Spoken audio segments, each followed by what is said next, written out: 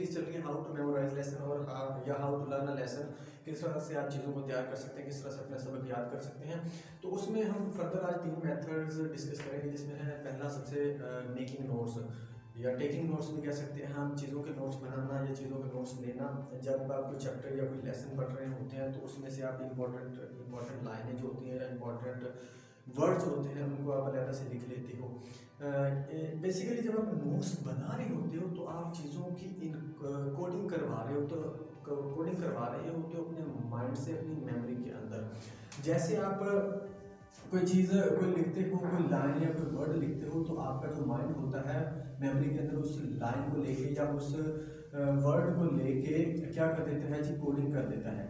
Coding का मतलब ये होता है कि जब उस वो वर्ड या वो लाइन आप दोबारा से अपने माइंड के सामने या अपनी नज़रों के सामने उसको देखते हो या रिवाइज करते हो, तो उस लाइन से मुतल्लिक या उस वर्ड से मुतल्लिक जितनी भी मालूमात मतलब आपने पढ़ी होती हैं या आपने याद की होती हैं सबक में या लेसन में या चैप्टर में, वो सारी आपके सामने से आपके सामने रिवाइज हो जाती हैं, रिपीट हो जाती हैं। किसके थ्रू? हमारा जो माइंड होता है वो चीज़ों को, हमारा जो माइंड होता है वो मेमोरी से वो चीज़ें निकाल के सामने ले आता है। मिसाल देता हूँ मैं आपको, हमारा जो माइंड होता है वो एक काम करता है जी, एक सॉफ्टवेयर की तरह। आपने गूगल से तो आप वाकिफ़ ही होंगे।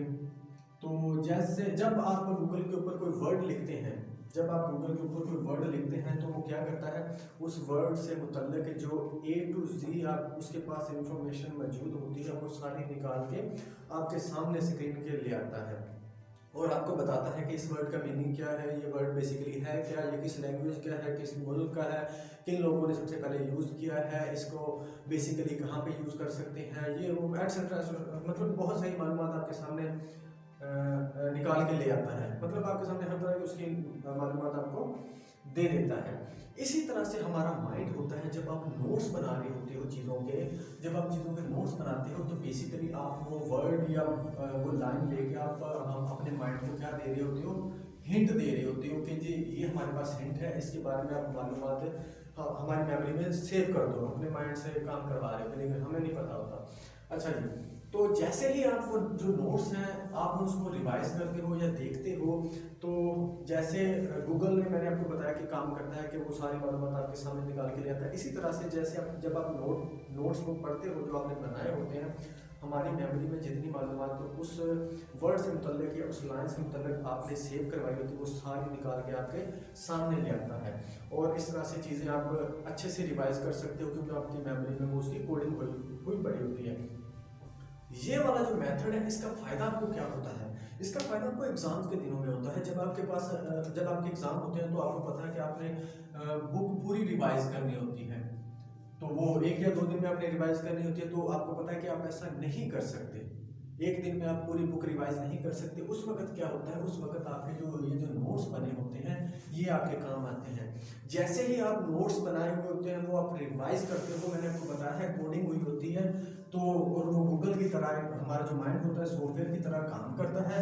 जब आप नोट्स देखते हो तो आपकी मेमोरी में उन नोट्स से मुतल्लिक एक बैकग्राउंड, वो कहते हैं ना, उन नोट्स का जो बैकग्राउंड आपने सेव करवाया होता है वो सारा निकल के आपके सामने आ जाता है और आपको पूरा चैप्टर या पूरी बुक रिवाइज करने की ज़रूरत नहीं होती क्योंकि आप ऑलरेडी आपके माइंड में वो आपकी मेमोरी में सारी चीज़ें सेव होती हैं। तो नोट्स बनाना एक बहुत ही वो कहते हैं ना इफेक्टिव मेथड है चीज़ों को तैयार करने के लिए, चीज़ों को लर्न करने के लिए, अपनी लॉन्ग टर्म मेमोरी का हिस्सा बनाने के लिए नोट्स बहुत ही इंपॉर्टेंट या बहुत अहम रोल प्ले करते हैं।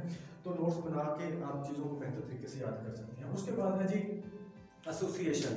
ये भी एक बहुत ही अच्छा मेथड है। जो हमारी मुश्किल चीज़ें होती हैं या वो चीज़ें जिनसे हम मानूस नहीं होते, जो हमने पहली दफ़ा देखी होती हैं, कोई भी चीज़ आप जब पहली दफ़ा या कितनी दफ़ा डिस्कस हो गया, जब भी कोई चीज़ आप पहली दफ़ा याद करते हैं तो वो आपका जो माइंड होता है उसको एफर्ट करना पड़ती है। तो उसको याद करने के हम डिफरेंट मेथड्स यूज़ करते हैं कि वो अच्छे से याद हो जाए और जल्दी याद हो जाए। तो हम उनको एसोसिएट कर देते हैं किसी चीज़ के साथ। मिसाल के तौर पर हम जब बच्चों को सिखाते हैं, क्या सिखाते हैं, काउंटिंग। जब बच्चों को काउंटिंग सिखाते हैं तो हम क्या करते हैं, हम लिखते हैं जी 1। 1 के साथ हम क्या कर देते हैं, हम बना देते हैं 1 बिल्ली। ठीक है।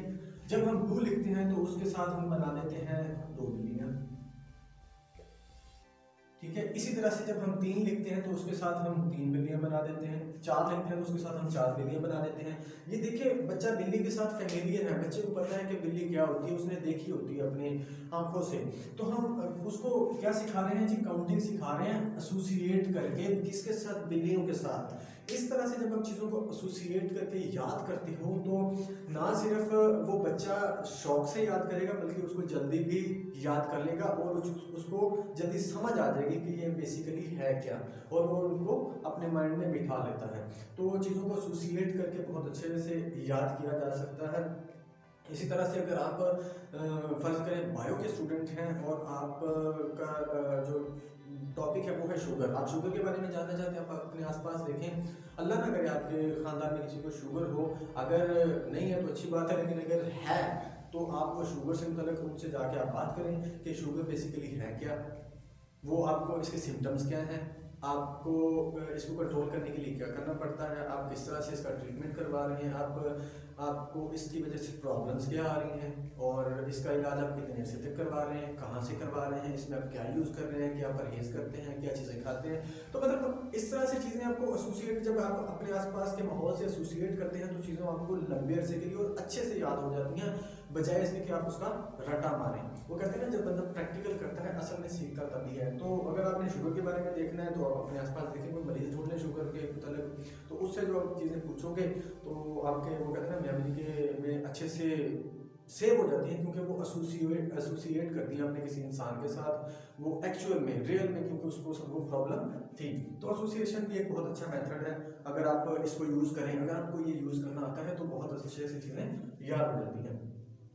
मिसाल के तौर पर एसोसिएशन की एक और मिसाल देता हूँ, गर्मी अगर मैं बोलूँ गर्मी, तो आपके जहन में आ जाता है मतलब आ जाते हैं मई जून जुलाई, इसमें गर्मी होती है ना, गर्मी में ये आता है। उसके बाद अगर गर्मी में बोलूँ तो पसीना आ जाता है, गर्मी में बोलूँ तो एसी आ जाता है आपके जहन में, गर्मी में बोलूँ तो आपके जहन में आ जाता है ठंडा पानी आ जाता है, शरबत आ जाता है, मतलब जूस आ जाता है। मतलब गर्मी के साथ ये चीज़ें एसोसिएट हैं। अगर मैं आपके सामने लेके आऊँ मोबाइल, तो मोबाइल जब आपके सामने लेके आता हूँ तो उसमें एसोसिएशन हुई पड़ी है। एसोसिएशन ये है कि मोबाइल आप देखते हैं कॉल, उसके बाद मेमोरी, सॉन्ग, और उसके बाद रिचार्ज, मतलब ये चीज़ें सारी एसोसिएट हुई पड़ी हैं उसके मोबाइल के साथ। तो एसोसिएशन एक बहुत अच्छा मेथड है, अगर आप इसको यूज़ करें तो इससे भी बहुत अच्छे नतीजे मिल सकते हैं। उसके बाद आ गया जी सुपरविजन। आपके पास आपके साथ बाज़ वक़्त ऐसा हुआ होगा कि जब आप पढ़ने बैठते हैं तो पढ़ते पढ़ते आप कहीं पर रुक जाते हो। उसकी वजह ये होती है कि वहाँ पर आपको चीज़ों की समझ नहीं आ रही होती, उस लेसन की कोई वर्ड ऐसा होता है, कोई लाइन ऐसी होती है कि उसकी आपको समझ नहीं आ रही होती, तो वहाँ पर आप अटक जाते हो। अब आपके पास कोई हल नहीं है उसको समझने का, आप कर नहीं सकते कुछ, क्योंकि आपके पास कोई तरीका का आपके पास कोई तरीकाकार नहीं है, या आप किसी से क्वेश्चन नहीं कर सकते क्योंकि आपके पास कोई अवेलेबल नहीं है। तो उसकी वजह ये होती है कि आप अकेले पढ़ रहे होते हो। उसका रिजल्ट क्या निकलता है? उसका रिजल्ट ये निकलता है कि आप उकता जाते हो, जब चीज़ों बंदे को समझ ना आ रही होती तो बंदा चिड़चिड़ापन उसमें आ जाता है और वो उकता जाता है, वो डिमोटिवेट हो जाता है। तो आप इसी तरह से डिमोटिवेट हो जाते हो और पढ़ना छोड़ देते हो। तो उसका बेहतरीन हल ये है कि आप सुपरविजन में पढ़ें, किसी सीनियर की या किसी आपका जो टीचर है उसकी सुपरविजन में पढ़ें, उसके पास बैठ के पढ़ें। अगर आपके घर में कोई पढ़ा लिखा है तो उसके पास बैठ के पढ़ें, अगर नहीं है तो आप अपने टीचर के सामने बैठ के पढ़ें। उसका फ़ायदा आपको ये होगा कि जहाँ पर भी आप कोई चीज़ आपको डिस्टर्ब करेगी, कोई प्रॉब्लम क्रिएट करेगी, तो आप फ़ौरन गाइडेंस ले सकेंगे अपने सीनियर से या अपने टीचर से। तो वो आपको कहते हैं ना, इस तरह से आपकी जो मोटिवेशन है वो भी बरकरार रहती है और आप आगे बढ़ते चले जाते हो। अब सवाल ये पैदा होता है कि हर वक्त तो कोई सीनियर या कोई टीचर अवेलेबल नहीं होता, तो क्या कर सकते हैं? तो सुपरविजन सिर्फ उसी वक्त काम आती है जब आप चीज़ों को पहली दफ़ा में पढ़ रहे होते हो। जब आप फर्स्ट टाइम किसी चीज़ को पढ़ते हो उसी वक्त आपको किसी टीचर की ज़रूरत पड़ती है या किसी सीनियर की ज़रूरत पड़ती है। उसके बाद जब एक दफ़ा चीज़ों को आपने समझ लिया, उसके बाद आपको दोबारा समझने की ज़रूरत नहीं पड़ती, क्योंकि आपने कॉन्सेप्ट ले लिया होता है। इसीलिए वो कहते हैं कि हम लेक्चर लेने के लिए, क्लासेस लेने के लिए अपने टीचर्स के पास जाते हैं, अदरवाइज़ हम घर बैठ के भी पढ़ सकते हैं। तो सुपरविजन में पढ़ें, जब आप पहली दफ़ा कोई कोर्स या कोई अपना लेसन प्रिपेयर कर रहे हैं तो किसी सीनियर के पास बैठ के या अपने उस्ताद के पास या अपने आपके घर में कोई पढ़ा लिखा मौजूद है तो उसके पास बैठ के पढ़ें, ताकि आप जब पढ़ रहे हो तो आपको कहते हैं ना कि आपका मोटिवेशन का जो लेवल है वो गिरे ना। जैसे ही आप किसी चीज़ पे अटक गए, किसी लाइन पे अटक गए, आपका जो मोटिवेशन का लेवल है वो नीचे आ जाएगा और आप पढ़ना छोड़ दोगे, जिससे आपको पता है कि रिजल्ट्स क्या निकलते हैं। तो आज के 3 ये मेथड थे। आई होप के आपने इनको सीखा होगा और इससे इंशाल्लाह बेनिफिट भी लेंगे। तो आज के लिए इतना ही काफ़ी है। मिलते हैं नेक्स्ट वीडियो में, तब तक के लिए अल्लाह हाफिज़।